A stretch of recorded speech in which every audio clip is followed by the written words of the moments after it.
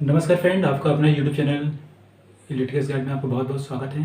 Friend, आज का जो हमारा टॉपिक है वो क्रेन पैनल कैसे कार्य करते हैं और उसमें कितने मोटर्स होते हैं उसके बारे में देखेंगे। ठीक है, तो क्रेन पैनल में मुख्य रूप से 4 पैनल्स होते हैं। फर्स्ट जो पैनल होता है आपका प्रोटेक्टिव पैनल होता है, सेकेंड में आपका मेन होस्ट पैनल होता है, थर्ड में आपका सीटी या जिसको हम क्रॉस टेबल पैनल कहते हैं, एंड जो फोर्थ नंबर रहता है वो आपका एलटी यानी लॉन्ग टेबल पैनल कहलाता है। ठीक है, तो हम लोग करते हैं क्या है कि प्रोटेक्टिव पैनल को सेपरेट बना लेते हैं, देन मैन होस्ट के जो पैनल उसको सेपरेट बना लेते हैं, लेकिन सीटी और एलटी जो पैनल उसको एक ही साथ कंबाइन कर लेते हैं और इस प्रकार से हम लोग 3 पैनल में कंप्लीट कर देते हैं। ठीक है, तो ये तीनों पैनल के बारे ये चारों पैनल के बारे में समझेंगे कि आखिर ये चारों पैनल में क्या क्या डिफरेंसेस होती है और इस पैनल से कौन से मोटर को चलाते हैं हम लोग। ठीक है, तो देखिए सबसे पहले प्रोटेक्टिव पैनल की बात करते हैं। ठीक है, तो प्रोटेक्टिव जो पैनल होता है ये आपको जो 3 पैनल दिख रहा है, आपको मेन होस्ट पैनल, सीटी पैनल और जो एलटी पैनल, इन तीनों पैनल को पावर सप्लाई देता है। ठीक है, यानी कि इन तीनों पैनल में से किसी भी एक पैनल में प्रॉब्लम आ जाएगा। ठीक है, तो आप क्या करेंगे, इस प्रोटेक्टिव पैनल को बंद करके आप क्या कर सकते हैं, ये पैनल को बंद कर सकते हैं। ठीक है, प्रोटेक्टिव पैनल को बंद करेंगे, सारे पैनल आपके बंद हो जाएंगे। तो पहले मैं ये समझाना चाहता हूँ कि आखिर प्रोटेक्टिव पैनल की रिक्वायरमेंट क्यों होती है, क्यों जरूरत पड़ती है। ठीक है, देखिए मेन होस्ट है, सीटी पैनल है और जो आपका एलटी पैनल है, ये तीनों जो पैनल है ऊपर रहता है। ऊपर आपका जो जहाँ पे जैसे कि ये आपका ग्राउंड एरिया है। ठीक है, ये ग्राउंड एरिया है और ये आपका हाइट वाला एरिया है। ठीक है, ऐसा आपका दो क्या लगा हुआ रहता है, आपका चैनल लगा रहता है ना। इस चैनल के बीच में क्या है, ये हमारा जो रेल है, ये रेल मान लीजिए, ये रेल है और इस रेल में क्या रहता है, हमारा पैनल लगा रहता है, हमारा क्रेन लगा रहता है ना। क्रेन ऐसा लटकता रहता है अपना। ठीक है, और यहाँ की ग्राउंड के सामान को नीचे ऊपर उठाते हैं या एक जगह से दूसरी जगह मूव करते हैं। ठीक है, तो इसमें से इसके जो पैनल्स रहते हैं कहाँ रहते हैं, वो यहीं रहते हैं, ऊपर हाइट में ही रहते हैं। ठीक है, आपके जो प्लांट है वो प्लांट के जो हाइट है वहाँ पे पैनल रहता है। ठीक है, तो आप वहाँ से तो उसको ऑपरेट नहीं करोगे ना, इसको तो ऑपरेट हम लोग नीचे से करते हैं। ठीक है, तो अगर उसको किसी कारण से कुछ प्रॉब्लम आ जाता है, ठीक है, तो आप पुश बटन, नीचे जो पुश बटन है, कंट्रोल पुश बटन है, उससे तो ऑपरेट करते ही हैं। देखिए इन सारे पैनल का जो केबल है वो नीचे आ रहता है और यहाँ पे एक अलग से पुश बटन रहता है। ठीक है, जिसमें ये सारे पैनल, आपका मेन होस्ट है, आपका सीटी है और एलटी है, इसके लिए यहाँ पे सब स्विच दिया रहता है ना, और इसी से ऑपरेट करके हम लोग इसको ऑपरेट करते हैं। ठीक है, तो यहाँ से क्या ऑपरेट होता है, सिर्फ कंट्रोल ऑपरेट होता है। लेकिन हो सकता है कि आपका जो कंट्रोलर है कभी काम न करे, किसी वजह से कुछ प्रॉब्लम आ जाए, तो आप जो प्रोटेक्टिव पैनल है उसको इमरजेंसी पर दबाएंगे तो कंट्रोल और पावर सारे बंद हो जाएंगे। ठीक है, तो इस पैनल में क्या होता है ये समझा देता हूँ। देखिए आपका 3 पैनल है, आपका मेन होस्ट है, सीटी और एलटी है। ठीक है, तो तीनों के कैपेसिटी के अनुसार से हम एक एमसीएसबी ले लेते हैं। ठीक है, ये हमारा मेन एमसीएसबी हो गए इन तीनों के करंट के अनुसार से। ठीक है, सपोज मैं ये मान के चलता हूँ कि जो हमारा मेन होस्ट का जो पैनल है वो आपका 100 एम्पीयर लेता है, आपका जो सीटी वाला पैनल है वो आपका 20 एम्पीयर 25 एम्पीयर लेता है। ठीक है, और वैसे हमारे एलटी वाला जो पैनल है वो 25 एम्पीयर लेता है। ठीक है, तो इस प्रकार से आपका 100, 25 और 25 आपका कितना हो रहा है, 150 एम्पीयर का करंट हो रहा है टोटल। ठीक है, तो यहाँ पे जो मैं मेन एमसीएसबी लूँगा आपका 150 एम्पीयर से कुछ बढ़ा के लूँगा, तो ये मैं 200 एम्पीयर का एमसीएसबी लूँगा। ठीक है, और इसके बाद आपको क्या लगेगा, कॉन्टेक्टर लगेगा, इसमें आपको कॉन्टेक्टर लगेगा। ठीक है, और बस कॉन्टेक्टर के जो आउट है वहां से सारे केबल किस में जाएंगे, इससे पावर केबल किस में जाएंगे, आपका मेन होस्ट है, एलटी है और सीटी में पावर केबल जाएगा। ठीक है, और इसको इसमें एक स्टार्टर लगा रहता है, सिंपल ड्यूल स्टार्टर रहेगा इसमें, ये आपका इमरजेंसी पुश बटन रहेगा। ठीक है, इसके बाद में स्टार्ट बटन रहेगा और फिर ये जो मेन कॉन्टेक्टर है इसकी कॉइल को सप्लाई दे देंगे और ये हमारा न्यूट्रल रहेगा। ठीक है,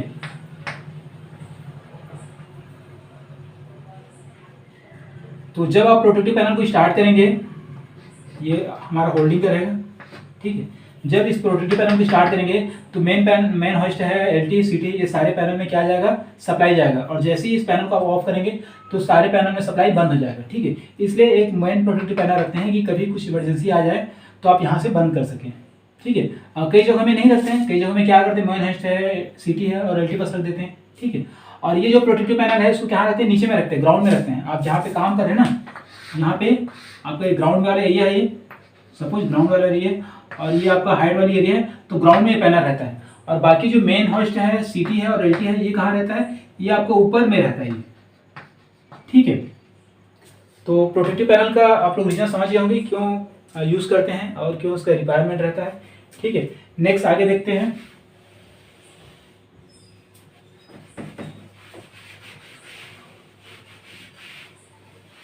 मेन हॉइस्ट की बात करते हैं। ठीक है। मेन हॉइस्ट जो पैनल रहता है आपका जो लिफ्टिंग वाला रहता है, मतलब यहाँ पे आपका कोई लोड है, कोई भी सामान है, इस लोड को उठाने के लिए जो पैनल यूज करते हैं वो मेन हॉइस्ट पैनल रहता है। मतलब इस पैनल का काम क्या रहता है, वो सामान को ऊपर उठाता है और नीचे लेके आता है। ठीक है। तो ये ऊपर और नीचे करने का काम करता है।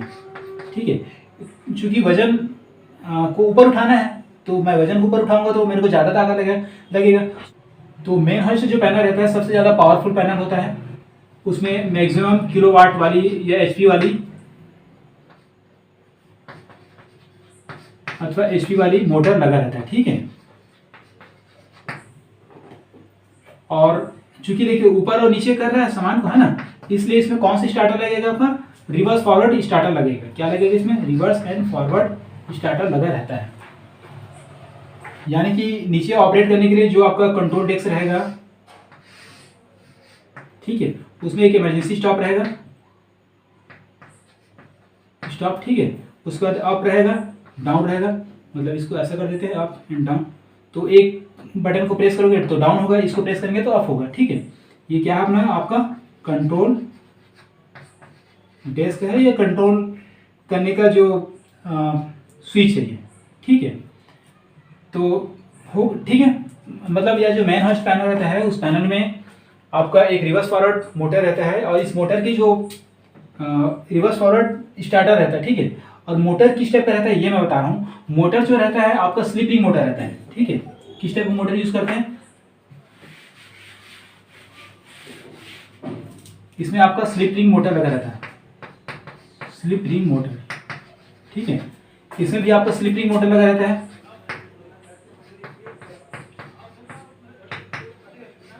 और ये भी आपका स्लिप रिंग मोटर लगा रहता है। मतलब ये हमारे जो तीनों जो इक्विपमेंट है वो सभी स्लिप रिंग मोटर ही रहता है। ठीक है। अब स्लिप रिंग मोटर और स्टार्टर जो रहता है क्या रहता है, सभी आपका रिवर्स एंड फॉरवर्ड रहता है। रिवर्स फॉरवर्ड ये भी रहता है, ये भी रिवर्स फॉरवर्ड रहता है, ये भी आपका रिवर्स फॉरवर्ड रहता है। ठीक है। इतना तो समझ गए कि एक तो स्लिप रिंग मोटर हो रहा है, दूसरा रिवर्स फॉरवर्ड हो रहा है। तो ये जो स्लिप रिंग मोटर रहता है वो कैसा रहता है वो थोड़ा सा डिस्कस करते हैं। ठीक है। होता क्या है कि इस मोटर में जो स्टेटर रहता है, ठीक है, ये स्टेटर है, स्टेटर में अपना वाइंडिंग तो रहता ही है, स्टेटर वाइंडिंग। ठीक है। इसके अलावा आपका जो इसके अंदर में जो रोटर लगा रहता है, ठीक है, इस रोटर में भी वाइंडिंग रहता है। मतलब यहाँ से आपको 3 वायर निकलता है, 1 2 3, आपके कहाँ से, स्टेटर से, और आपका जो रोटर है वहां भी आपका 3 वायर निकला रहता है, मतलब इसमें भी वाइंडिंग रहता है।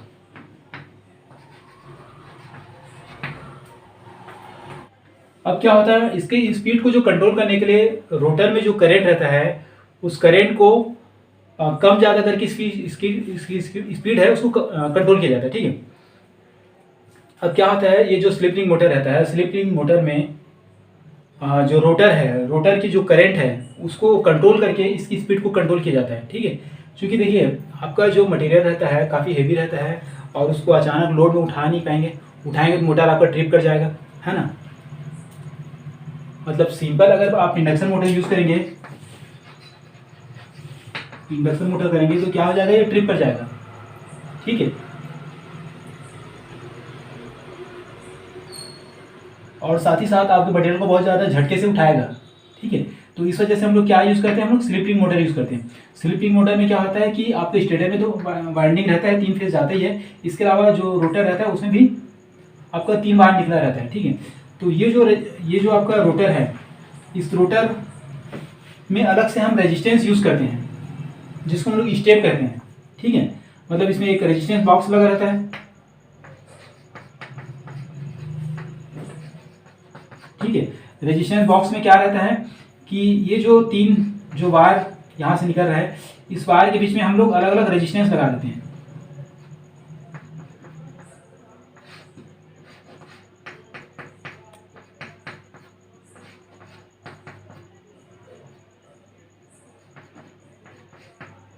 ठीक है, इस टाइप का रेजिस्टेंस लगाते हैं। ये हमारा बॉक्स है आपका रेजिस्टेंस बॉक्स, ठीक है। और ये इसको ऐसा कनेक्ट कर देते हैं, ऐसा ये कनेक्ट कर देते हैं, ठीक है। तो इसको हम लोग स्टेप कहते हैं। आप कितने स्टेप का रेजिस्टेंस बॉक्स यूज कर रहे हैं, तो सपोज आपके थ्री स्टेप का अगर रेजिस्टेंस बॉक्स यूज करता हूं तो उसमें आपका 3 कॉन्टेक्टर रहेगा और 3 टाइमर रहेगा। और टाइमिंग के अनुसार से सबसे पहले क्या करेगा, वो इसको शॉर्ट करेगा, फिर इसको शॉर्ट करेगा और इसको शॉर्ट करेगा, और इस प्रकार से पूरे रेजिस्टेंस का लोड को, मतलब पूरे जो रोटर है उस रोटर के रेजिस्टेंस को हटा देता हूँ, ठीक है। शुरू में इसको शॉर्ट करके, ठीक है, मतलब ये आपस में शॉर्ट हो जाएगा तो इसका रेजिस्टेंस और बढ़ेगा। स्टार्टिंग में देखिए पूरा रेजिस्टेंस रहेगा, ठीक है, पूरा रेजिस्टेंस रहेगा तो रोटर में बहुत कम करंट जाएगा, तो इसकी स्पीड एकदम स्मूथ रहेगी, कम रहेगी। तो क्या करेंगे, फिर हम इसको शॉर्ट करेंगे, फिर इसको शॉर्ट करेंगे, फिर इसको शॉर्ट करेंगे, और एक समय आएगा कि पूरी रेजिस्टेंस में पूरी फुल लोड करंट चल जाएगी। और इस प्रकार से मोटर धीरे धीरे करते हुए वो अपनी फुल स्पीड प्राप्त कर लेती है, ये फुल लोड में आ जाता है, ठीक है। तो इस प्रकार से ये जो आपका क्रेन पैनल में जो मोटर यूज करते हैं वो हम लोग स्लिप रिंग मोटर यूज करते हैं, ठीक है। तो मेन होस्ट में आपका एक मोटर रहेगा, एक स्लिप रिंग मोटर रहेगा, ठीक है। और वो तो मैं बता दी कि स्लिप रिंग मोटर में क्या होता है, आपका रेजिस्टेंस बॉक्स अलग से लगाते हैं ताकि आपके जो मोटर है उसको झटका ना लगे, है ना, या ज़्यादा उसमें प्रेशर ना है। इसके बाद सीटी बोलते हैं। सीटी मतलब क्रॉस टेबल होता है। क्रॉस टेबल क्या ऐसा होता है, जैसे कि ये आपका प्रेमाइज है, ठीक है, मतलब ये आपका वर्क प्लेस है, ठीक है। और आपको सामान को क्या है, इधर से मतलब इस एरिया में आपको क्रॉस करना है, पूरा ले जाना है, ठीक है। तो उसके लिए हम जिस मोटर को यूज करते हैं उसको सीटी या क्रॉस टेबल कहते हैं, ठीक है। और मेन होस्ट बता दिया था कि आपको लिफ्ट करता है, वो ऊपर ले जाता है और नीचे रह जाता है मटेरियल को। लेकिन सीटी क्या करता है कि ऐसे जैसे आपका ये प्लांट है तो ये जो क्रॉस में है, जैसे ये इधर ले जाना है कोई सामान को, या ये सामान को इधर ले जाना है या बीच में ले जाना है, तो इधर से इस एरिया से इधर ले जाने के लिए जिस पैनल का हम यूज करते हैं वो सीटी या क्रॉस टेबल पैनल कहलाता है, ठीक है। इस पैनल भी सेम वही चीज रहता है, उसमें आपका स्लिप रिंग मोटर यूज करते हैं। और इस स्लिप रिंग मोटर में आपका रेजिस्टेंस बॉक्स रहता है, जो कि स्टेप आपको बताना पड़ता है। जब भी आप लोगे 3 स्टेप है या 2 स्टेप है, ऐसा आपको बताना पड़ता है, ठीक है। इसके बाद नेक्स्ट हम बात करते हैं एलटी की, लॉन्ग ट्रेवल की, ठीक है। तो देखिए लॉन्ग ट्रेवल में क्या होता है, लॉन्ग ट्रेवल में क्या होता है कि इसको ऐसा सीधा आपको स्ट्रेट क्या करना चाहिए, आपको जो ग्राउंड है, ग्राउंड के हॉरिजेंटल, ठीक है, ये वाला वर्टिकल था आपका, और ये ग्राउंड के हॉरिजेंटल आपको ऐसा मूव करेगी, इस साइड और इस साइड आप मूव करेंगे। तो देखिए आपको क्रेन पैनल में यहाँ पे और यहाँ पे क्या लगा रहता है, रेल लगा रहता है। तो रेल जो रहेगा आपको ऐसा चलेगा, ठीक है। तो इसमें 2 मोटर रहेगा, याद रखना, एक मोटर ये रहता है, एक मोटर ये रहता है, ठीक है, 2 मोटर लगा रहता है, ठीक है। तो देखिए अब दोनों मोटर को एक साथ चलाना है, ठीक है।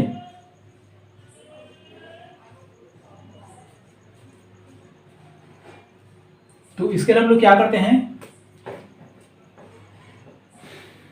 एक रिवर्स फॉरवर्ड हम लोग स्टार्टर बनाते हैं, और रिवर्स फॉरवर्ड स्टार्टर बना के दोनों मोटर को एक साथ सप्लाई देते हैं। बट इसके जो रेजिस्टेंस होते हैं, इसमें जो रेजिस्टेंस बॉक्स लगा रहता है वो अलग अलग लगा रहता है, ठीक है। और जैसे रेजिस्टेंस बॉक्स कितना यूज करेंगे, एक इसके लिए यूज करेंगे, एक इसके लिए यूज करेंगे, 2 रेजिस्टेंस बॉक्स होगा। बट टाइमर जो रहता है 3, जैसे 3 स्टेप का, ये भी 3 स्टेप रेजिस्टेंस बॉक्स वाला है, तो टाइमर आप 3 यूज करोगे, ठीक है। रेजिस्टेंस बॉक्स आप 2 यूज करोगे, तो रेजिस्टेंस बॉक्स के लिए आपको कॉन्टेक्टर जो लेना पड़ेगा, आपको कितना लेना पड़ेगा, 3 दूनी 6 लेना पड़ेगा। बट टाइमर कितना लेना पड़ेगा, 3 लेना पड़ेगा। ये चीज़ मैं बताना चाह रहा था कि आपको देखिए इसमें आपका कितना हो रहा है, 6 रेजिस्टेंस बॉक्स के लिए 6 कॉन्टेक्टर हो रहा है, और इसमें हम 3 कॉन्टेक्टर यूज करेंगे रेजिस्टेंस बॉक्स के लिए, इसके लिए 3 कॉन्टेक्टर यूज करेंगे रेजिस्टेंस बॉक्स के लिए, सॉरी इसमें और इसमें आपका सीडी और मेन में, ठीक है। बट जो लॉन्ग ट्रेवल रहेगा उसमें रेजिस्टेंस बॉक्स के लिए जो कॉन्टेक्टर रहेगा वो 6 यूज़ करेंगे, टाइमर आपका 3 रहेगा। मतलब इसी 3 टाइमर से ये जो सारे 6 रजिस्ट्रेशन बॉक्स है उसको कट किया जाता है, ठीक है। तो बस इतना ही है इसमें, और काफ़ी ज़्यादा नहीं है, बस इतना अगर आपने समझ लिया है, मतलब बेसिक फंडा समझ लिया है कि आखिर ये जो हमारे जो पैनल्स होते हैं किस प्रकार से काम करते हैं, किस बेस में काम करते हैं, तभी आप उसके कंट्रोल को समझ पाएंगे। नेक्स्ट जो मैं वीडियो बनाऊंगा इसका कंट्रोल वायरिंग के बारे में बनाऊंगा कि इसका कंट्रोल वायरिंग किस प्रकार से होता है, ठीक है, कैसे कैसे रेजिस्टेंस को छोड़ते हैं, कैसे रिवर्स फॉरवर्ड होता है। तो आज के लिए इतना ही है, और दोस्तों अगर ये वीडियो अच्छा लगा तो प्लीज़ इस वीडियो को लाइक जरूर कीजिए, साथ ही साथ मेरे चैनल इलेक्ट्रिकल गाइड को सब्सक्राइब कर बेल आइकन को जरूर प्रेस कर दीजिए। और इलेक्ट्रिकल से रिलेटेड और अधिक जानकारी चाहते हैं तो मेरे ब्लॉग है या वेबसाइट है, डिस्क्रिप्शन में लिंक दिया हूँ, तो प्लीज़ उसमें जाकर विजिट कीजिए। तो मेरे ब्लॉग का नाम है www.omtechguide.in है, तो प्लीज़ इसमें जाकर जरूर विजिट कीजिए। और मेरे चैनल को सब्सक्राइब नहीं किया तो सब्सक्राइब कर बेल आइकन को जरूर प्रेस कर दीजिए ताकि इसी प्रकार की वीडियो का नोटिफिकेशन मिलता रहे। आज के लिए बस इतना ही। Thanks for watching this video.